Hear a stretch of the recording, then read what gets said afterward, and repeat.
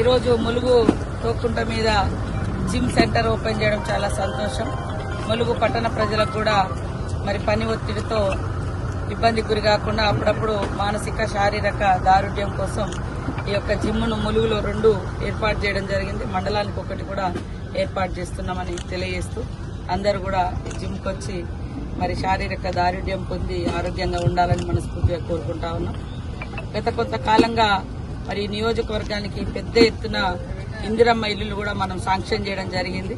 Sanction అయినటువంటి వాళ్ళు కూడా సత్వరమే కట్టుకుంటే వారం బిల్లులు కూడా ఇస్తా ఉన్నాం. మరి గత 10 సంవత్సరాలు ఇయ్యలేనోళ్ళు ఇయ్యకుండా ఆపి మోసం చేసినటువంటి వాళ్ళు ఇలా రోడ్ల మీదకి వచ్చి మళ్ళీ ఇల్లుల కోసం ధర్నా చేస్తుంటే హాస్యాస్పదంగా ఉంది. ఒక నవ్వులాటగా ఉంది వాళ్ళ పరిస్థితి చూస్తే. ఇవాళ అధికారం మీ చేతిలో ఉంది, ఇవ్వలేదు. మేము ఇస్తుంటే అడ్డుకుంటా ఉన్నారు. మేము స్పష్టంగా చెప్తున్నాం, ఎవరికైనా అనర్హులకు వస్తే మీరు ఎంపీడీఓ ఆఫీస్లో కలెక్టర్ ఆఫీస్లో ఇవ్వండి, వెరిఫై చేసి అర్హత లేని వాళ్ళకి వస్తే తీసేసి అర్హత కలిగినటువంటి వాళ్ళకి ఇస్తాం.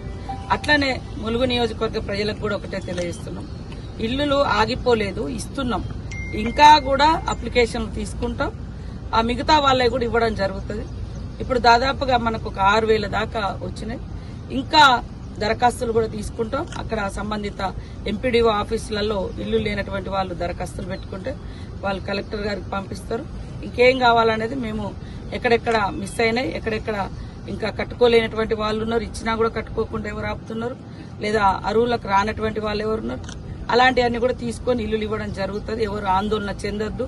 రాజకీయ ప్రయోజనాల కోసం డ్రామాలు వేసే వాళ్ళు వెనుకబోయి ఎవరు కూర్చున్నా వాళ్ళకు నష్టం జరుగుతుంది తప్ప వాస్తవంగా ప్రాపర్ గా అధికారుల దగ్గరకు వచ్చి మీరు పిటిషన్స్ ఇవ్వండి. తప్పకుండా వారందరికి కూడా ఇల్లు లేదని తెలిస్తే వాళ్ళకు కూడా ఇల్లులు శాంక్షన్ చేయడం జరుగుతుంది. ఇల్లులు ఇచ్చుడే అన్నటువంటి